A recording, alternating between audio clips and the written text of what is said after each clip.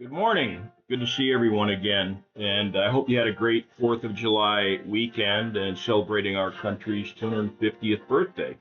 So, little history here, little story. Who recognizes the song that I'm playing in the background? Anyone? Chris? Yeah, Star Spangled Banner. It's our national anthem. And it was written in 1814, but was only effective as our national anthem until 1931. So, continuing on that theme, can anybody tell me who wrote the Star Spangled Banner? Stephanie. Alexander Hamilton? No, but a very good guess. He was very prominent at that time, statesman and all. But anybody else? Jim? Yes, Francis Scott Key. Francis Scott Key wrote Star Spangled Banner. Who can tell us what this class has in common with Francis Scott Key? Uh, yes, he was an American like us. Okay. Other than that, yes, Bill, he was a lawyer. That's correct. Very prominent lawyer. As a matter of fact, he was the attorney general for Presidents Andrew Jackson and Martin Van Buren. Let me turn this off here. And uh, it's really relevant because as it comes to law, he was very prominent at that time, a very prominent figure in the early part of our lawmaking. And the first laws were in 1788 with the Constitution becoming legally binding. So, really, what this is about is the evolution of law, and law is not stagnant. So, last week we talked about a process of law, and we talked about Iraq. Now, we determined it was not the country in the Middle East, even though there is a country in the Middle East, Iraq. But this is different. This is IRAC, and let's go through what that stands for again. So I, right, issue, R, rule, A, analysis. Yes, analysis or application, either one is fine. And then C is conclusion, correct. So we talked about Iraq being a framework for lawyers. It's more of a step-by-step guide to break down complex legal problems, and it's a legal structure for legal reasoning that helps the lawyers go through a step-by-step process to support their client and their claim.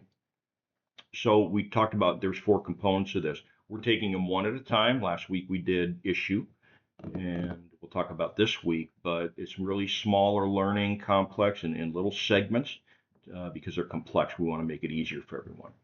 So last week I gave you a fictitious case. So we had a teacher, not me, but a teacher who was in class and a little disruptive. So they threw a book and it happened to hit somebody in the chest, Bill, and he filed a lawsuit. He filed a claim. And so what we just talked about is going through the Iraq process with that tort lawsuit. So we had to find the issue, and we went through the process of questions. What are relevant issues? What is the core issue? And you did a great job coming to the conclusion that the issue is, did the teacher commit a crime against Bill? And we determined, okay, that's what we're going to look at. That's the question we got to answer here. So how do we go about that? The second part, number two, is the rule. So our learning for this week is going to be the rule. Applying the legal principles from cases, statutes, and precedents to determine the rule. And we're not only going to just state the rule, but then we're going to explain the rule as well. So we determine a specific law applicable to this particular legal issue. We go through materials and precedent and case study and so forth. We can really identify what that rule is. And once we have that rule, we're just going to state it in general. We're not going to say, hey, this is it. This is the conclusion. This is the rule. We have to go through parts A and C of IRAC, which we're going to do A next week, which is the analysis or application. So in my handout for this week's class, I asked the small groups to answer two questions.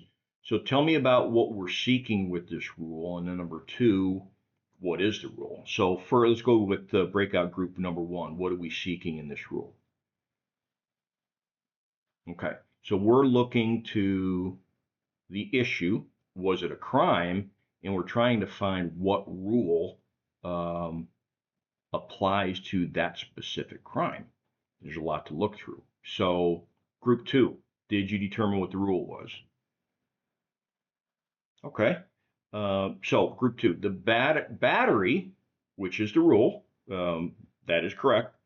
Intentional or uncontested application of willful or unlawful force or offensive physical contact with someone. So the actual, if you look at the legal way of saying that, it's battery can be defined as the intentional bringing about of a harmful or offensive contact to another person.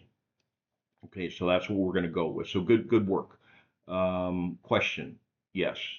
What's the difference between assault and battery? Good, very good question. Excellent question. So if you watch enough TV crime programs, you always hear assault and battery.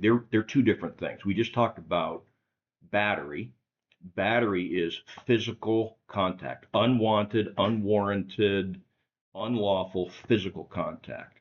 Assault is verbal. So it's basically a threat. It's still a law, but it's a threat. So I could say, hey, Bill, after class, I'm going to be out in the hall and I'm going to kick your butt. Bill could look at that as I was threatening him. And if he feels threatened, that is assault and that is a law.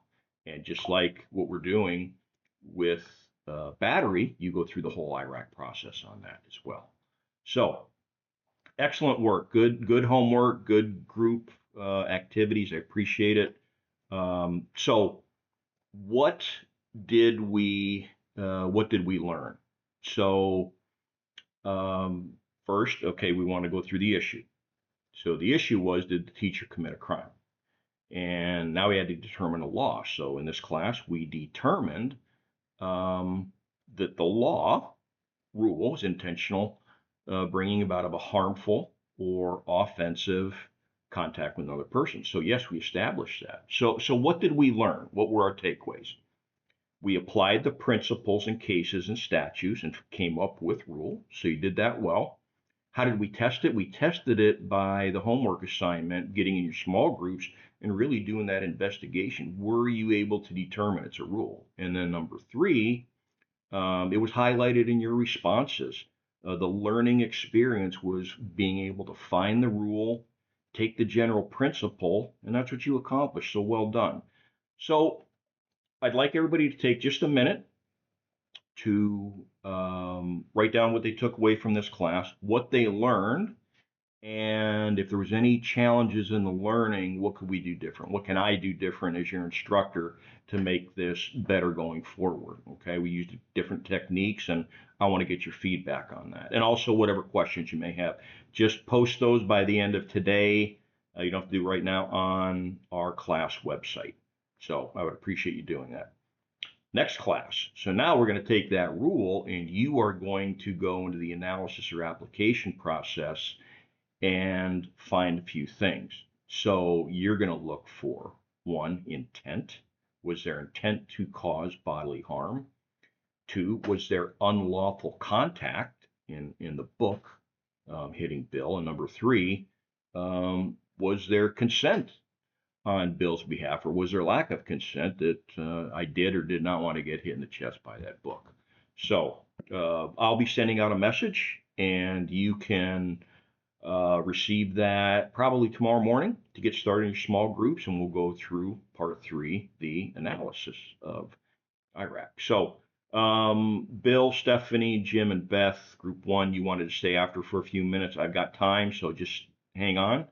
And anybody else wants to stay, you're welcome to. If not, everybody's free to go. Thank you for the class time again. Good to see everyone. And I look forward to next week's discussion on application and analysis of IRAC. All right, everybody take care. Bye now.